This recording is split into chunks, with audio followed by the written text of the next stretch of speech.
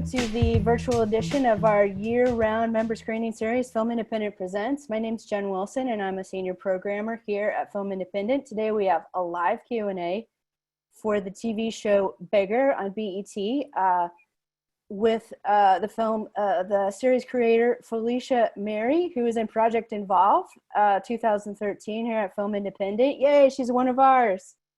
I want to say thank you to Film Independent Presents lead sponsor, the Hollywood Foreign Press Association. The HFPA has been an ardent supporter of this program for many years, and we're thankful for their support. Thank you to our new virtual screenings partner, Vision Media. Make sure to check out Film Independent calendar to see what virtual screenings we have coming up.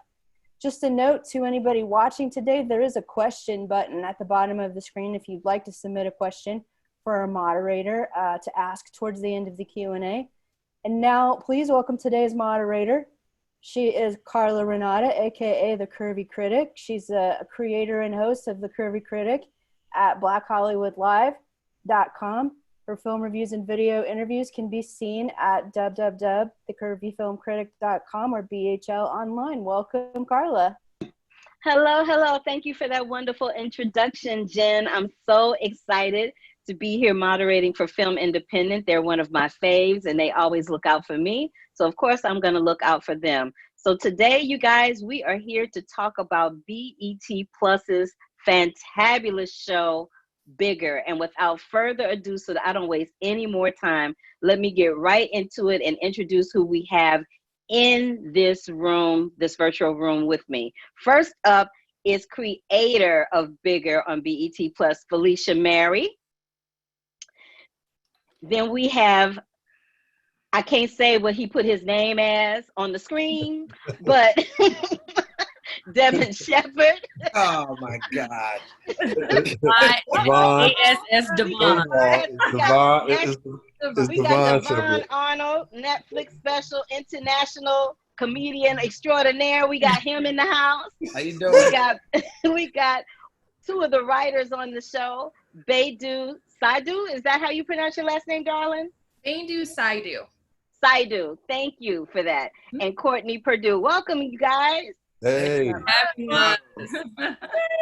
This is just a team, by the way, that we have about 4 lady writers who are working right now and couldn't make this 3 o'clock time. And that's a beautiful thing. So let's just talk about that for a second, because there's been a lot. Before we address Bigger, I just wanted to address this with you guys first and foremost. There has been so much going on. We got COVID-19 going on. Black people are experiencing a pandemic within a pandemic. And in the last couple of weeks, there's been a lot of controversy and a lot of conversations about the lack of Black creators, the lack of Black writers, the lack of opportunities for all of that in Hollywood in particular. There was a big article, well, not article, but the whole cover of this week's Variety has a whole situation dedicated to that particular subject. And not for nothing, but there was something that I saw on Twitter where there's a Facebook group for editors and creators and stuff, and there was a certain editor that was called out because when someone asked if they could recommend a Black person, a person that was an editor that was Black, somebody came in that room and had some not so kind things to say. So I just want to go around and get you all's thoughts and feelings about all of that from your experience in Hollywood. Let's start with Felischa. Yeah, I heard about that Facebook group and the editor getting jumped on for posting an editing job looking for a person of color, and all the editors jumped down that person's throat. And it's, you know, the equivalent of all lives matter. You know, it's like, you know, Black people aren't getting the editing jobs, but when we say, hey, can I get a Black person for this job? White people who are getting the jobs are like, what about me? And it's just a reflection of just, you know, the systemic racism that's been normalized through, you know, throughout our American history. And unfortunately, it affects writers' room, you know, Hollywood being a microcosm of a bigger issue. So it's not surprising. And now that we're at a place where more of us are working, sure, but, you know, more data has come out, you know, saying that we're being held in the same spots in the writer's room, held in entry-level spots like staff writer or story editor, having to repeat that multiple times, and just not, the faith is not put in us like our white counterparts in this industry. So we have to be careful not to check the box that it's an uptick in us getting hired because we're not getting scripts, we don't have the same income. It's just not fair. But until, Hollywood can't be fixed until America's fixed. And when will that ever happen? I don't know, but we definitely feel it. That's why more of us have to create shows, develop shows, because I think all those numbers in terms of the number of Black writers working, I'm guessing that that's because it's more Black creators now, not because they're in more white rooms, because the numbers are still down in terms of the number of Blacks in white rooms. Yeah, there's usually only would know more who's worked, much longer in this business, in terms of what he's seen and what's today. I've been around about 3 years now in rooms, but that's just my being new to this business observation. Before I go to Devon, I was going to say that I double sometimes as an actress, and I know for the shows that I've worked on recurring on sitcoms, there's usually one person of color. Whether it's Black, Latino, or Asian, it's usually one, not two, but one. So, not for nothing, it is a real issue, because when you have Black people on the shows, or Asian people on the shows, or Latino people on the shows, and you don't have someone writing from that experience, it's very, very different. What did you want to add to that, Devon? Devon, you hear me? Yeah. Yeah. Oh, what did you want to add to that? Yeah, that was a nice way of Felischa saying I was old. Mention that very carefully to say that she was not saying you were old. She was saying you were seasoned. Devon was in the writer's room of Sanford & Son. So you a seasoned brother, like Blackfish. You seasoned, We had a typewriter, and we didn't have Cajun. Y'all were etching that stone. Yeah, we had to use an eraser. We didn't have, the liquid paper back then. Like you had to be on point. So that, I wrote sticks for Happy Days. Yeah, I'm 30 years next year, I think. 30 years in the game, and to me, it's been as racist as it's always been. I think the difference, honestly, is in the '90s when I was coming up, they told you to your face how they felt. It wasn't.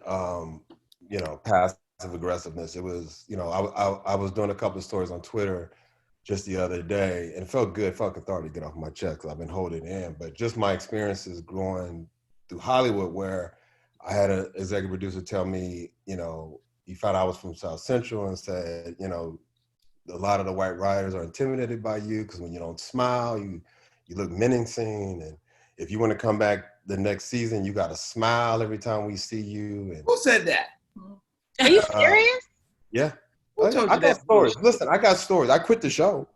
I told him, can I cuss on here? I'm cussing. I think so. It's the internet. Ain't no rules. I tell you what I told him. They said yes. Yes. FI said yes. So okay, go I for told him it. to eat a dick. I told him to eat a fat baby dick. And Bigger. I left the show. Here we go. I left the show. There was another incident when I was at Warner Brothers for a show, right? And they said they liked my writing, thought I was really talented. And when this show got a Black character, then they would consider about bringing me on and hiring me.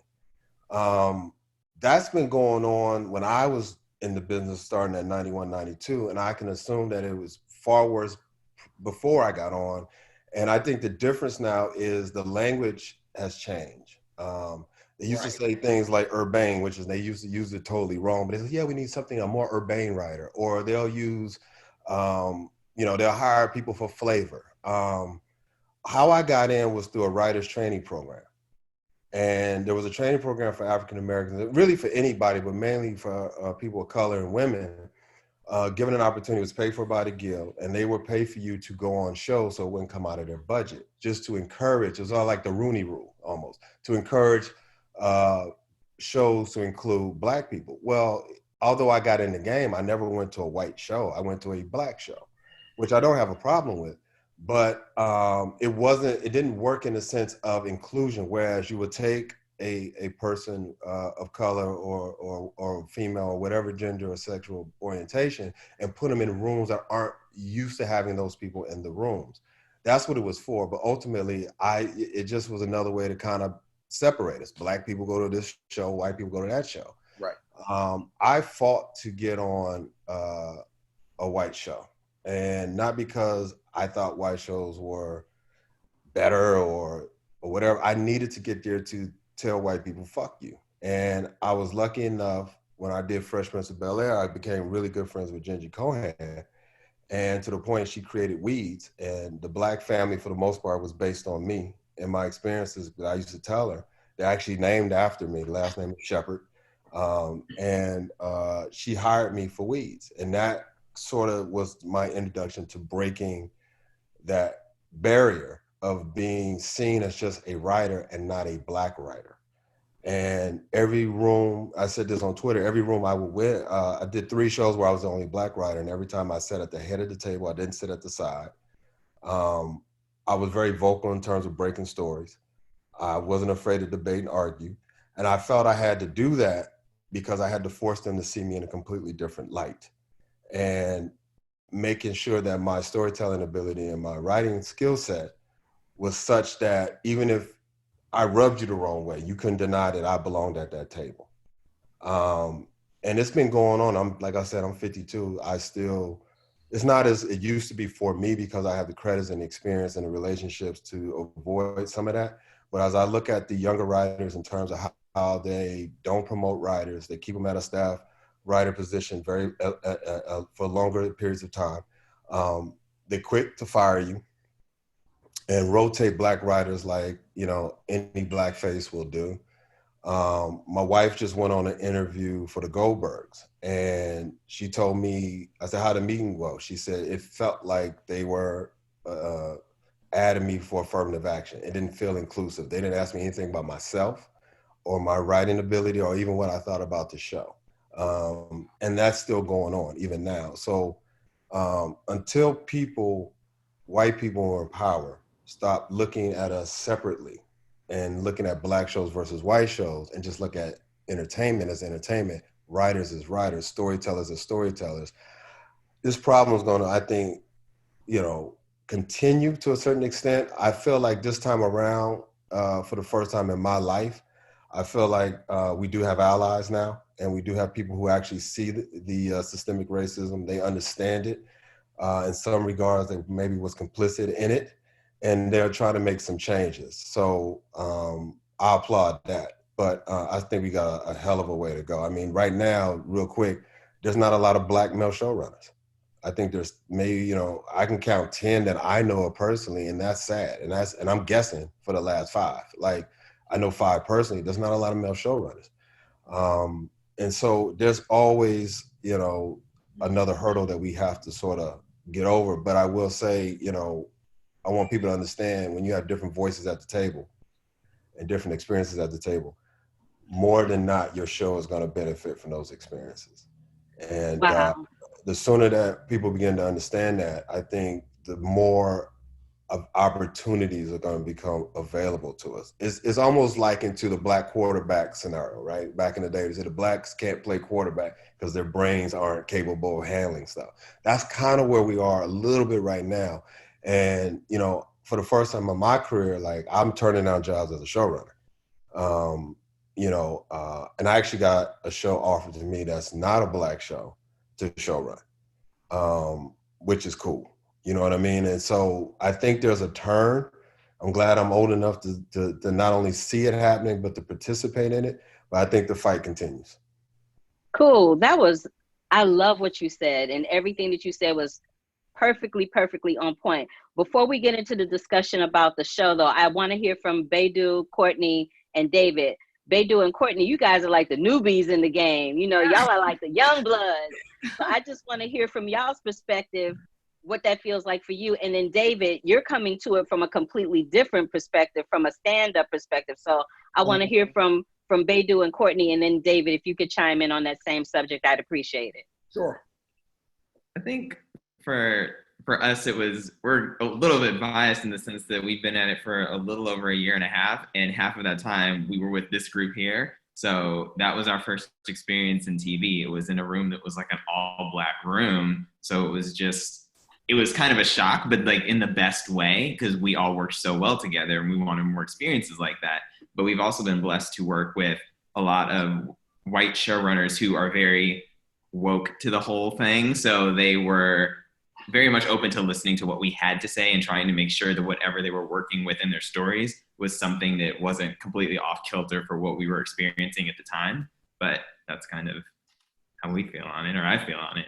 Yeah, and in addition to that, it's of course bringing that, organic Black voice to the room, but it's also, we can be there to help break any of the stories. It's not just being the Black writers, we just speak to the Black characters. And I think that's very important moving forward, that of course we need diversity, but when you have these people of color that are writing, use them to their full ability. It's not just they're speaking to your Black characters. They can speak to love, anger, any kind of emotion or experience.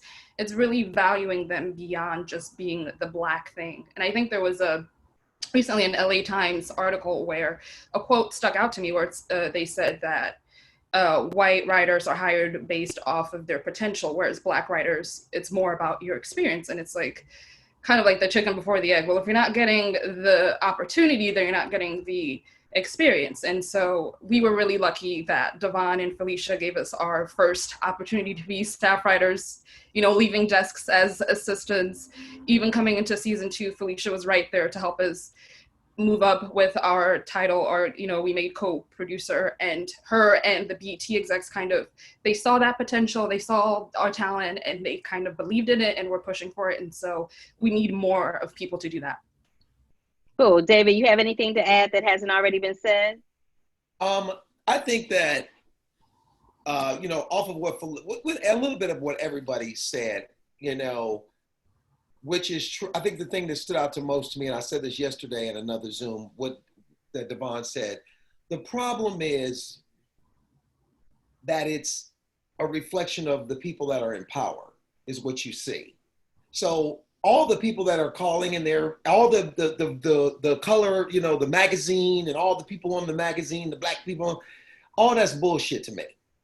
Because anytime you have to tell somebody to do something, then they do it, it comes from a place of, oh, let's make this go away or quiet down. It doesn't come from a place of being genuine.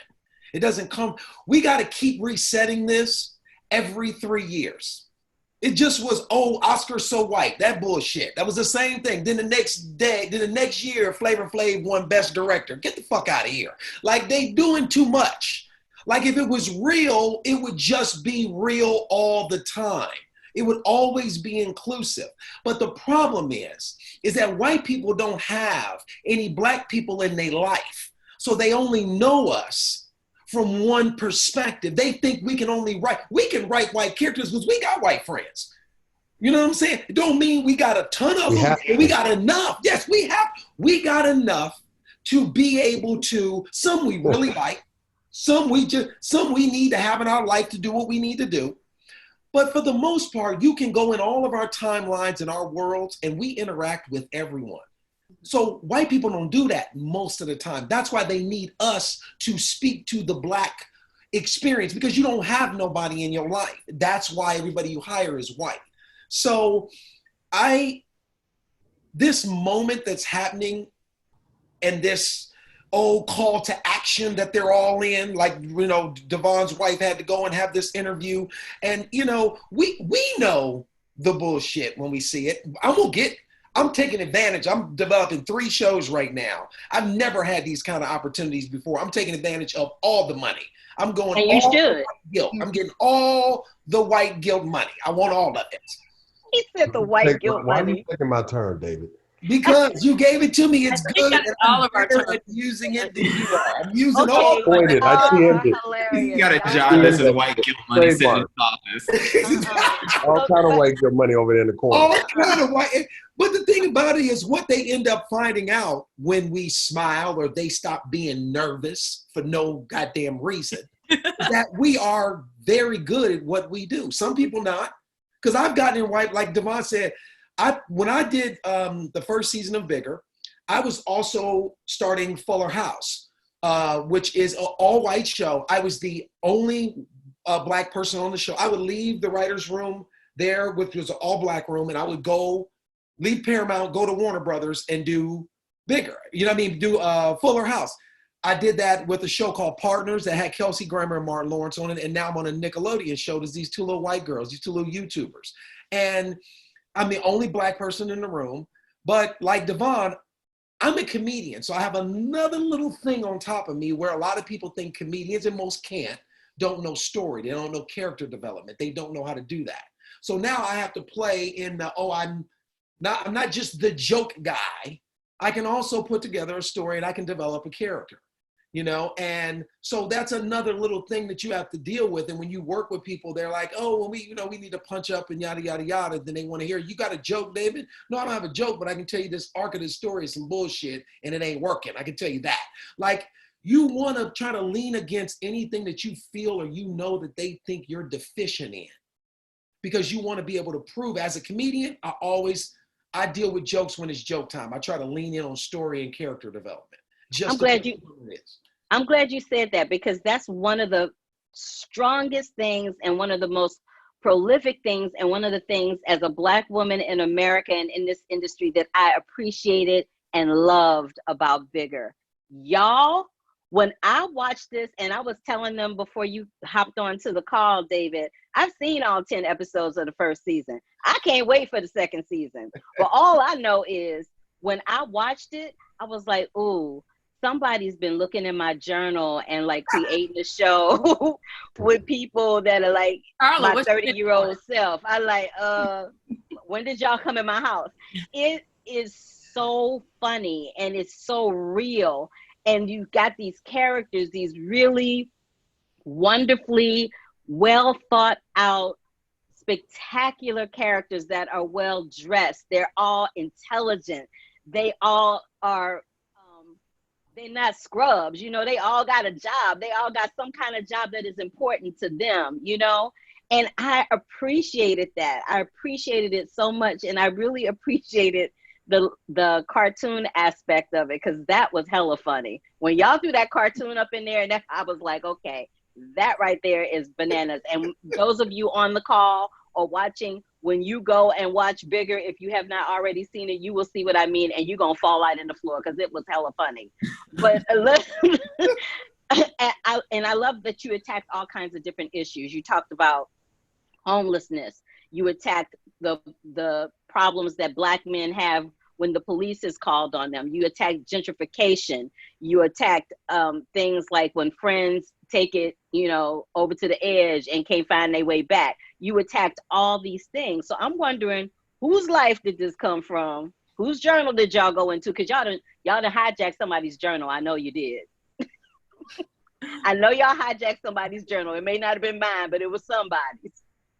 You know what I thought was dope about that was that Felischa and Devon came into this room with a very clear vision of what they wanted to do with this show, you know, and Felischa had ideas, and she brought her experiences in, and then they were very open about all of us adding ours, yes, you know, and our take on everything. So like for that to be a first time room, Devon was very good at really just like not putting limits on the stories and what we could do, you know what I mean? Because a lot of times, and I've developed, and Devon and I've worked together on some other things, and you know, you put stuff in there and you go, God, I hope they leave this in here.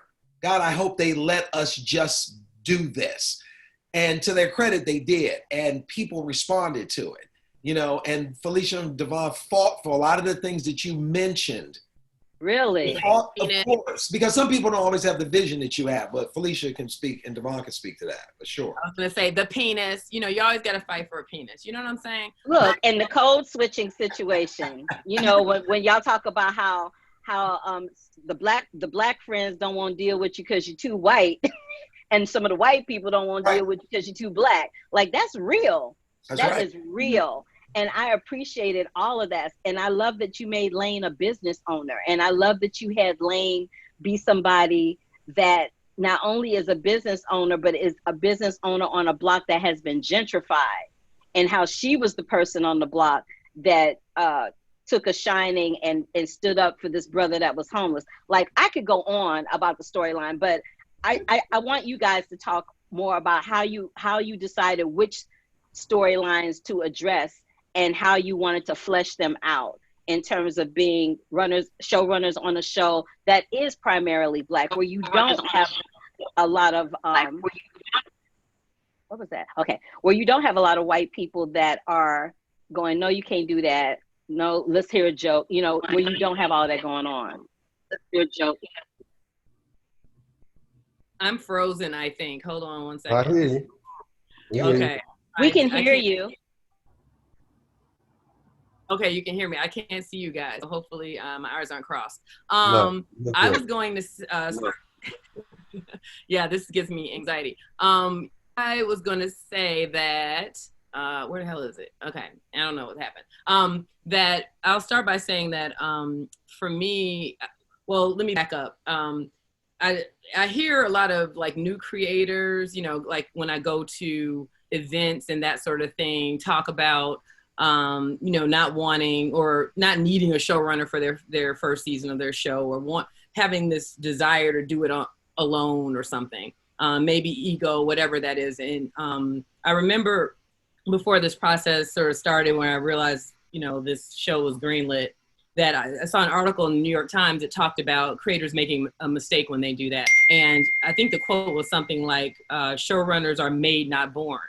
So it's an experience-based job. Like, how do you run a show, a whole production, and you don't know what you're doing? I don't even know how you do that. So I say that to say, you know, it was definitely, you know, Devon coming in with a base of a story that I had in a different pilot, but similar characters, still in little 5 points.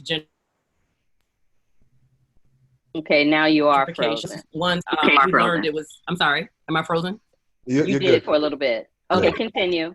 Once I heard that this was going to be on BET Plus, and Devon and I had met and hit it off, and I said to Devon, you know, can I throw this other pilot away, because it was kind of safe. It was really sort of more traditionally living single, and not edgy.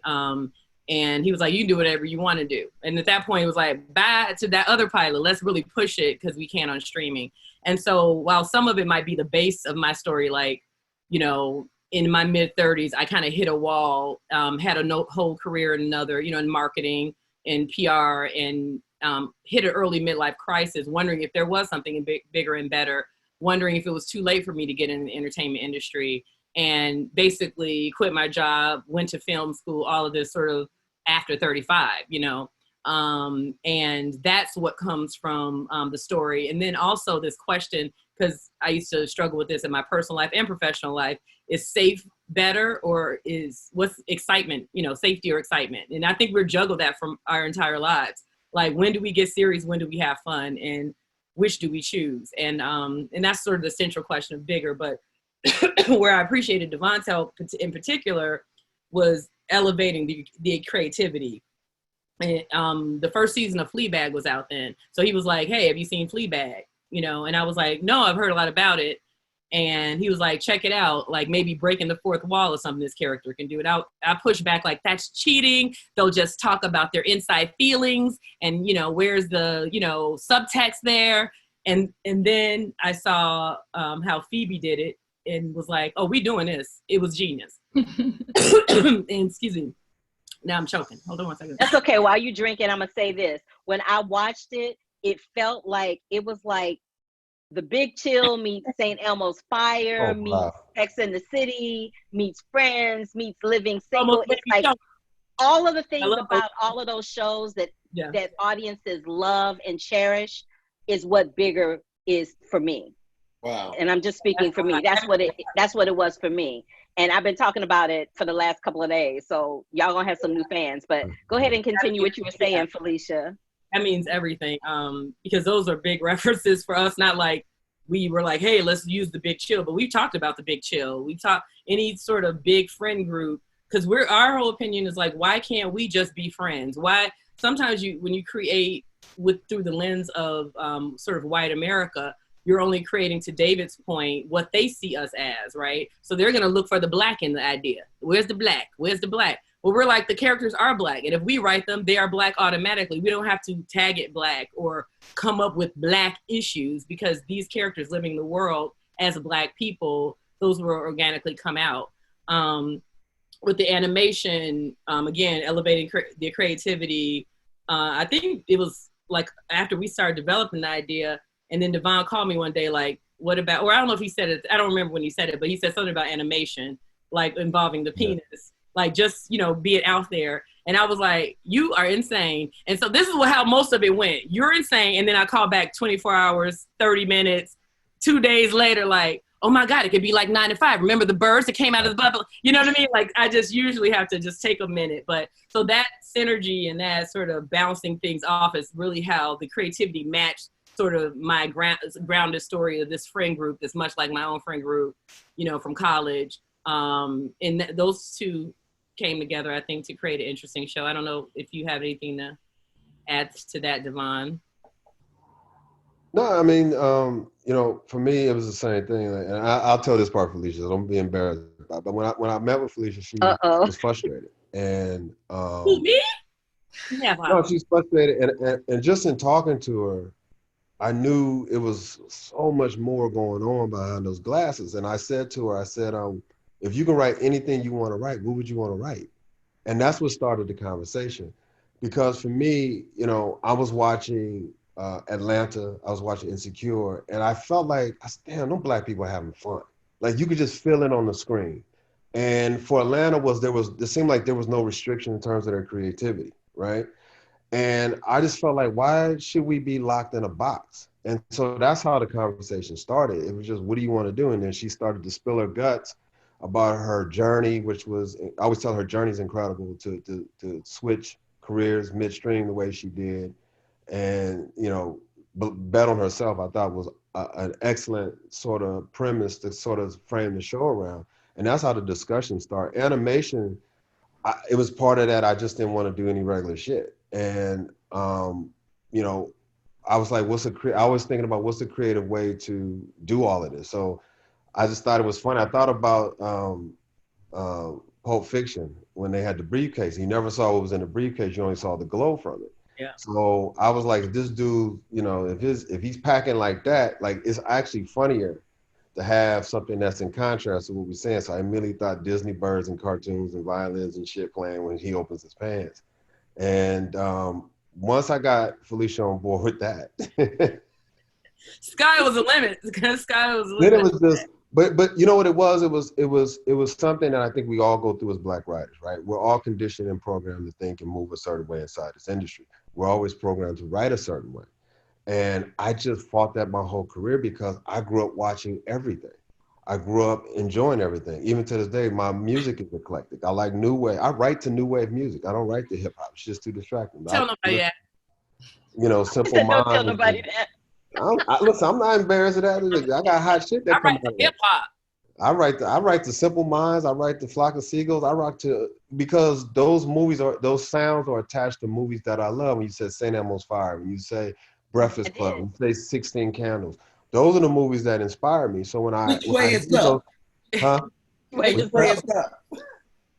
Which way is up? Shut up. That you were crazy. I can't write the Star Guard. You didn't think I knew that. You didn't think I knew that. So shut up. So, but you know what? I didn't know that. You know what scene I did want to ask y'all about is the scene where oh God, Chase's character. I can't remember Chase's character's name right now. Dion, that's it.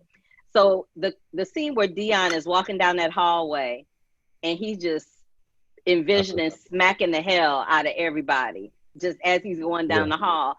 When I first saw it, I thought, ooh, that's bold. Is he doing that for real, or is this like a vision that he's having? And it turns out that it was like a vision that he was having. What I know pretty much probably what was the impetus for that. But when y'all decided to come up with that idea and leave it in, what was the impetus behind it? Because that was bananas, but it was true. And it's how every person feels in that moment when you know you definitely are the best person for the job, and you've been passed over for someone. It's like what we were talking about with the writers' rooms and at the beginning of the conversation, and you've been passed over for somebody who doesn't have an iota of the qualifications that you have, but yet they're the ones getting rewarded with the paycheck. I think that Devon, I don't know if you guys remember, I think that came from The Room, that idea. It was a bunch of roles, but it was I don't know who brought it up. I know it was, I don't want to take credit necessarily for it, but I know I wanted, because remember, I wanted the black to get slapped off the other kid. Oh yeah, right. That was the original. And so that was in the original script. That was in the original script. It was going to be animated black. Too far. We was gonna have black, and just the black coming off of the person. Yeah, it was going to hit the wall. It's going to hit the wall. It's like the Little Rascals. They did that to Stymie. They did that to Stymie. Yeah. That was so racist, though. That was racist. But yeah, it was racist. But it's exactly what you're saying, Carla. We've all felt the sting of being passed over unfairly, and Deon's character has been towing the line, playing the game, trying to do everything he's supposed to do the way that he's told he's supposed to do it, and he still gets passed over. And so we wanted retribution. My favorite scene with Deon is him on the rooftop. And oh yeah, and then running into the other brother up there screaming too, and how they both. The other brother up there. It's like the nod. It's almost like the nod. It's like when we see each other and we like, "What's up?" But we don't say nothing. We just go. Even the girls do it. But it's like. Yes, we know what each other's going through, and so in terms of the writing stuff like that, we wanted to make sure our writing was more subtle, not so on the nose, and because they always think black people. One of the arguments I had with an executive back in the 90s again, he said, you have to spoon feed the black audience. And I go, if we understand the fucking wire, I can understand one-on-one. Okay. Like it's not, I can understand. I don't have to, you don't have to give me such detailed notes. And that again comes from the place that they have nobody of color in their life. Yeah. That's what that's all about. They don't know anybody.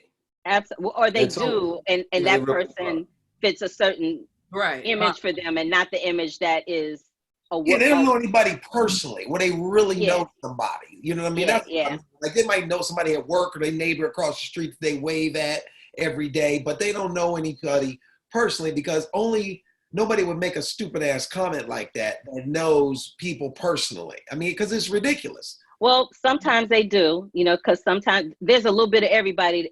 Ignorance comes in all forms, shapes, sizes, so there's that. So we're going to flip on over to the question and answer portion of the discussion, y'all, because I could talk to you about every episode individually all by myself, but I don't want to hog y'all like that because that's not nice.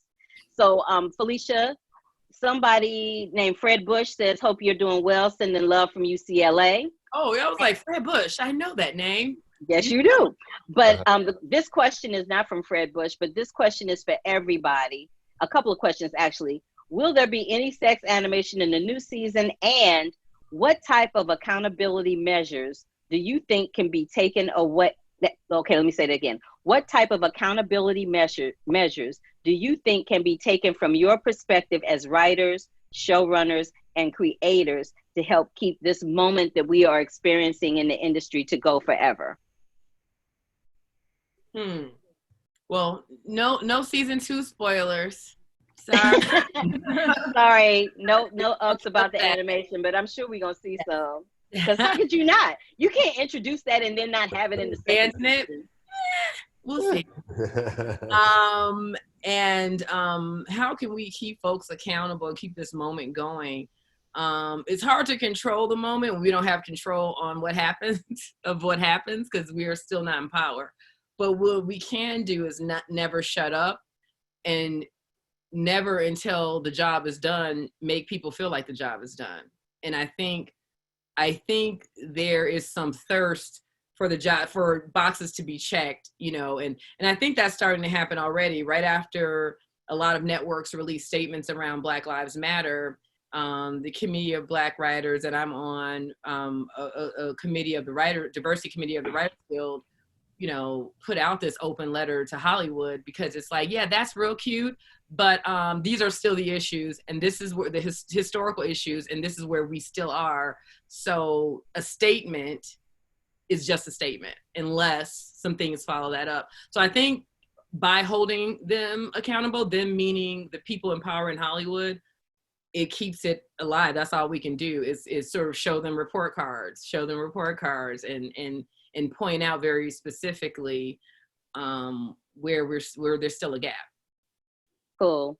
Anyone else have anything to add to what Felischa has said?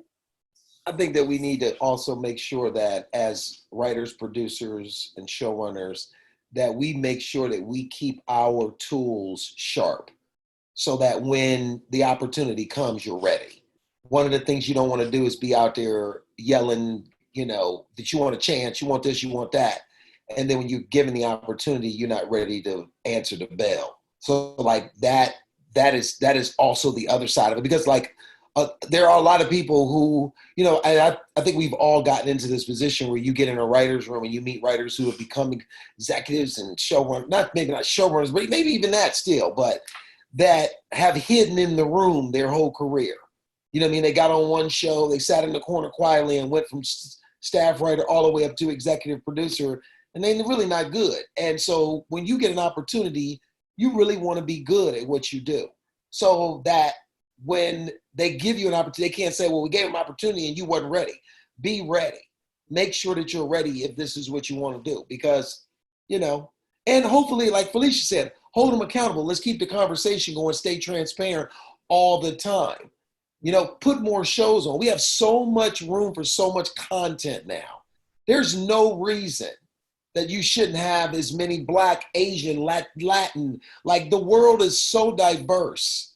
There's no reason that, you know, 7 out of 10 shows are white, and then Black people, Asians, Latins, we get to share the other 3 slots. It's just Yeah. like Yeah, I'll echo that before I get to the next question that I'm gonna ask you guys, by saying the show that I referenced that I'm on is called Superstore, and it's on NBC.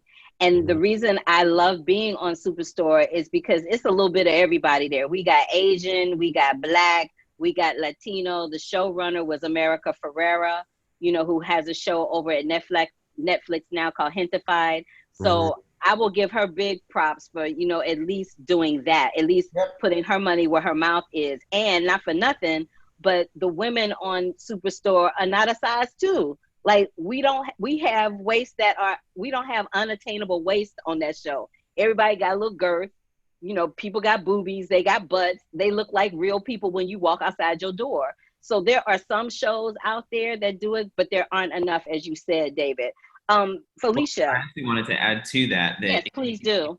If you do get into a room that may be predominantly white and they're trying to do their best job, and you realize that it's still only one Black character, don't be afraid to speak up and say, why is it only one? Because none of us are monolithic, so we don't just want to have one person representing for everyone. There can always be another Black character or 3 more Black characters. So just speak up on that. And if you have a showrunner that is a good person and open to it, they'll fix that. Absolutely. So Felischa, this is a film independent forum. You did come through Project Involve, and I just wanted you to speak to the people listening and watching and tell them or share with them how important Project Involve was to your foray or reintroduction or this re-emerging as a writing professional in the entertainment industry here in Hollywood. Sure. And like David said about like, you know, knowing the craft and being ready, like I tell, you know, there was that whole raise the percentage effort in the past few weeks where aspiring writers could talk to working writers and get advice on how to break in. And my advice, just because I see my friends breaking in this way, is just apply to, once you have the craft down, you know, apply to everything, apply to TV fellowships every year, apply to film independent labs or, light project involved in others every year, because you just do all the things, that of the high profile things, because you just never know what's going to help you. I find some people are too precious about, like, I'm going to do this and this will probably, they try to predict their own future, but you don't know what's going to land. So I kind of just did it all and applied it all. I didn't get into any of those TV fellowships each year. I mean, I think I got a call back once with ABC, but that's it. And then with Film Independent, which I did while at UCLA Film School, I didn't know where it was going to lead. It was a 9-month program. You just meet, mentors come in and talk to you week by week. You make a short film. At least half of the class makes a short film, and I was able to do that. But I didn't know where it was going to lead to. But one thing that did happen in one event that happened at HBO was that an executive sat next to me, and I actually had just spec'd a canceled HBO show, which back in the day when specs were a thing, spec episodes of existing shows. And I had spec'd Hung, which should have been telling, given bigger. But anyway, the executive was like, who specs Hung? Because I was like, thanks for canceling Hung as soon as I write the spec, trying to be funny. And so that's how our conversation started. And then the next day she called Film Independent and asked for a sample. And that ended up leading to my first general. And the sample I gave her was a drama. You know what I mean? I was in film school. That's all I had. But I had something. I wasn't ready to be a comedy writer, but I had something to show her. I thought I blew it. But because they like dramatic stuff anyway in their comedy, they called me, and that led to a pitch, and that led to my first pilot commitment deal. And even though that wasn't greenlit, it made me worth talking to as it relates to meetings and that moving forward. So I do credit, I don't know how my career would have started had it not been for a project involved putting me into place for that introduction. And I just want to go around as we're closing out. Any advice other than what you've already mentioned in terms of writing for young writers, for people that aspire to writing, for people that are trying to make that career shift or make that pivot while we're in quarantine to write? What advice would each and every one of you have? What's the most important piece of advice would each and every one of you have to those people that are listening or watching? We'll start with Devon. Devon. It's two things. Writing, you got to write. And write. I always tell writers, if you're starting something new, write from your own experience. Don't try to go, I'm gonna tackle this or tackle a subject matter that you're not really versed in. Write from your own experience first, and then secondly, I think like Dave has always said, always sharpen your tool and always constantly, work on, getting better and getting deeper into character development, making sure that you have well thought out, multi-layered stories. If that's your thing, if your thing is sitcom, make sure you understand how to set up a joke and pay it off. And then thirdly, what I would like to add, that I wanted to add earlier, is I think it's a great opportunity for people like myself, Felischa, David Arnold as well, like, young writers, try to align yourself with a showrunner, reach out. And I think it's important for us who are also trying to get our own shows on the air, also reach back and bring young people along, because we don't have, a lot of times our experiences, we're just thrown in the water and go, hope you can swim. Whereas our white counterparts are sort of mentored into it, and there are no surprises for them, or they're not held to the same sort of standards. So when you talk about accountability and keeping this thing moving, it's up to us who are in those positions, even though it's looking great for us, to make sure we reach back, grab a young writer with a great perspective, strong point of view, maybe doesn't have 100% of the experience, but bring them in underneath you. I supervise a number of writers even now, and that's my thing. I don't mind doing it. I think it's the knowledge. I don't own the knowledge. My job is to pass it on. And so to try to align yourself with the experienced showrunner.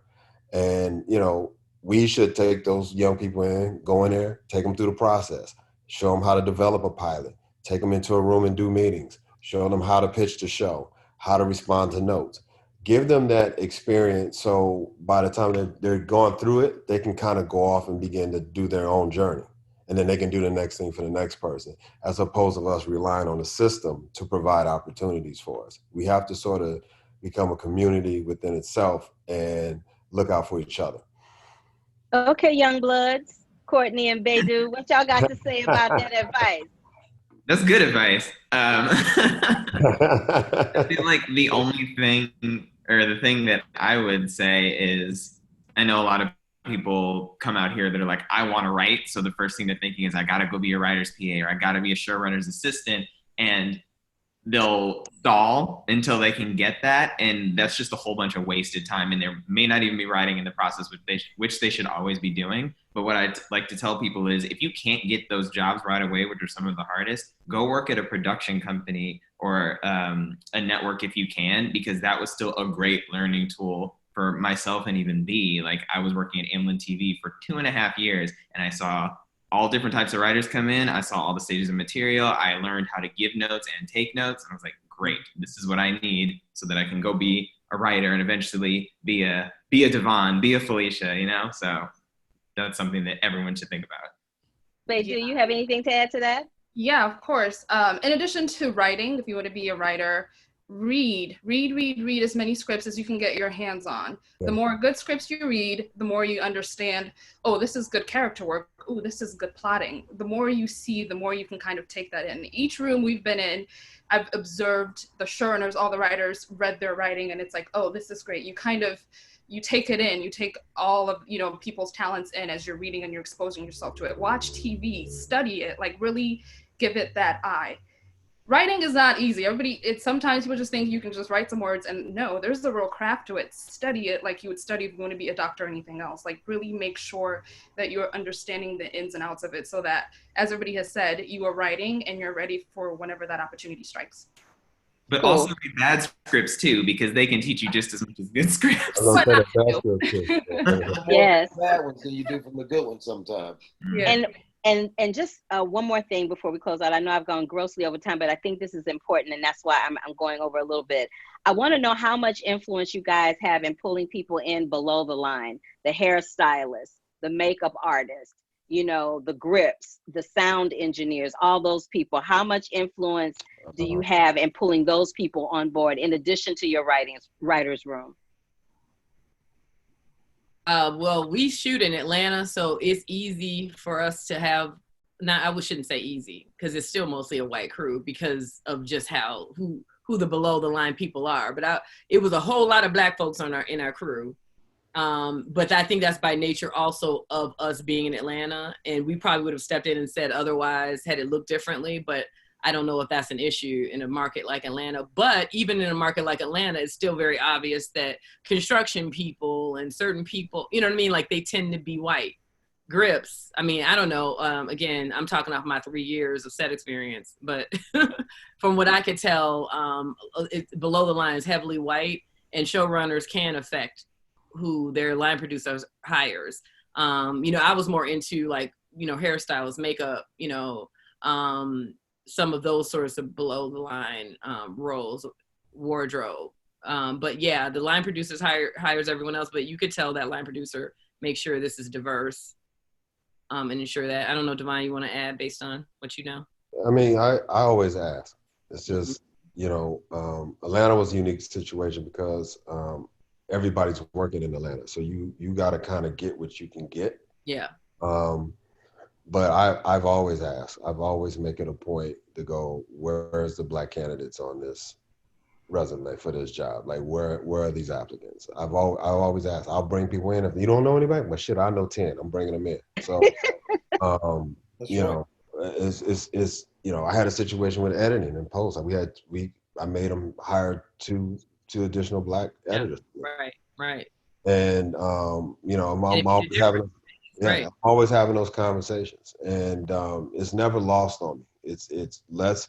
You really want the best people, to be honest with you, but I want to see some Black folks coming through here, and let's give them an opportunity. And we did this. Honestly, we can speak to this with the directors. We went and looked for new directors, women, and we pounded the pavement for a long time to try to find some because they were getting snatched up. And we gave a couple you know, like Angela and Crystal. Crystal, we gave them an opportunity that they didn't have before. Now they're flourishing. And so you have to make a conscious effort to look at what you have in front of you and go, okay, I need more representation in my workplace. And that falls on your shoulders as a showrunner. I think that's the perfect note to end on. You guys, each and every one of you, it was so wonderful to have you here for this conversation. People were chatting me up through the whole thing, saying how informative and wonderful this was and how much they appreciated and loved each and every one of you. So I want to give a big ups, a big hug, prayer hands, and thank you to Courtney Perdue, Baidu Saidu, Devon Shepard, David Arnold, and Felischa Marye, the creators, the EPs, and the writer's room of Bigger on BET+. I am your moderator, Carla Renata. Thank you so much for joining us here at Film Independent, and we will see y'all the next time. Cool. Thank you. Thank you, everybody.